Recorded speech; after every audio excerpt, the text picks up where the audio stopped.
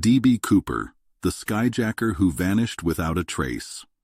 It was November 24, 1971, the day before Thanksgiving. A man in his mid-40s, dressed sharply in a dark suit, white shirt, and black tie, carrying a black attaché case, calmly walked into Portland International Airport. He purchased a one-way ticket to Seattle under the name Dan Cooper. No one knew that this ordinary-looking passenger was about to execute one of the most daring and mysterious crimes in U.S. history. The calm before the storm. The 30-minute flight from Portland to Seattle on Flight 305 appeared to be typical. In addition to 36 passengers, the Boeing 727 included a small flight crew. This modest man called flight attendant Florence Schaffner shortly after departure. He gave her a message. She initially assumed it was just another flirty traveler and didn't bother to read it. However, he leaned forward and said in a steady, quiet voice, "Miss, you'd better take a look at that note. I have a bomb." Schaffner opened the note. It was brief and to the point. Cooper demanded $200,000 in cash, 4 parachutes, and a fuel truck waiting at Seattle-Tacoma Airport to refuel the aircraft. Then, in a deliberate gesture, he opened his briefcase, revealing red cylinders, wires, and a battery. Whether it was real or fake didn't matter. He had everyone's attention. The hijacking begins. The flight crew acted quickly, relaying Cooper's demands to the authorities.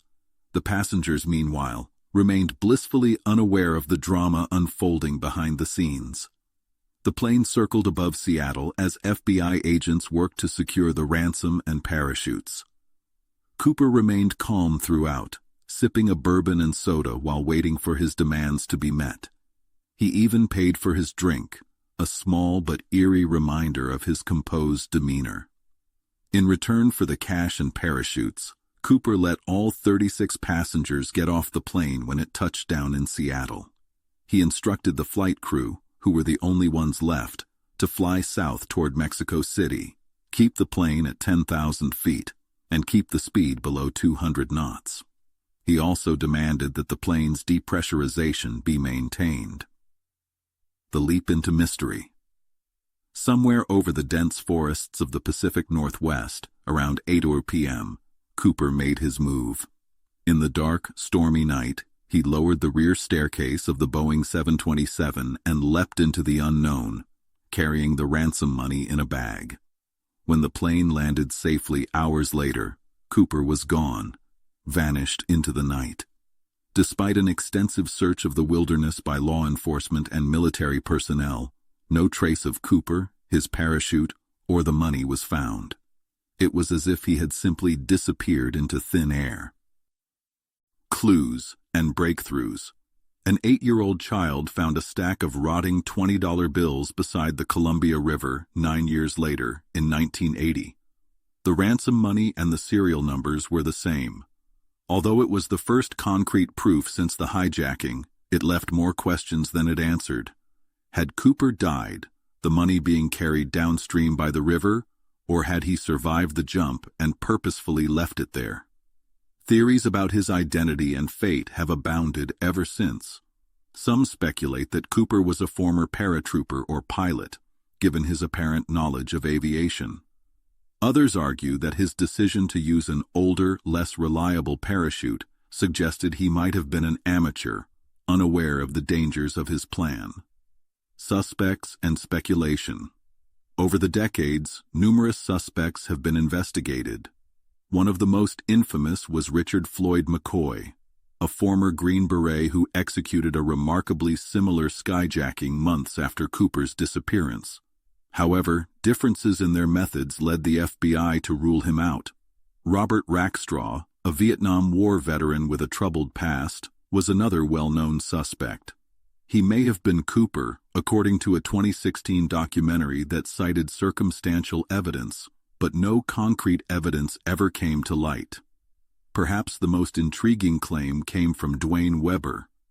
On his deathbed, Weber reportedly confessed, "I'm Dan Cooper."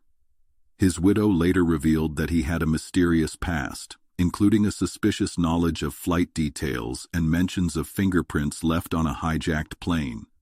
Yet, like the other suspects, the evidence against him was inconclusive. Why the mystery endures. The mystery surrounding D.B. Cooper's case keeps people interested. He has become a legend thanks to his cool head, careful preparation, and audacious escape. Cooper's disappearance seems like a throwback to a bygone era, a contemporary Robin Hood who defeated the odds and vanished without a trace in a world when technology solves practically every problem. Some believe Cooper died during the jump, his remains hidden by the vast, unforgiving wilderness. Others are convinced he survived, living out the rest of his life in anonymity, possibly even spending the ransom money. The FBI officially closed the case in 2016 after 45 years, but amateur sleuths, authors, and filmmakers continue to investigate, ensuring the legend remains alive. The legacy of D.B. Cooper. More than 50 years later, the name D.B. Cooper still sparks debate, fascination, and creativity. He has been the subject of books, films, podcasts, and countless internet theories. Every new clue or suspect breathes life into the story, even as definitive answers remain elusive. In the end, Cooper's legacy is found in our ignorance rather than our knowledge. As a man who boarded an aircraft, committed a crime so bold it verges on myth, and disappeared without a trace, he embodies the attraction of the unknown. His tale makes us question our assumptions and raises questions about the boundaries of human creativity. As the years pass, the mystery of D.B. Cooper will likely never be solved. But perhaps that's the point. In an age of endless surveillance and instant answers, his story endures as a rare, tantalizing enigma, a testament to the human desire for adventure, rebellion, and, above all, mystery.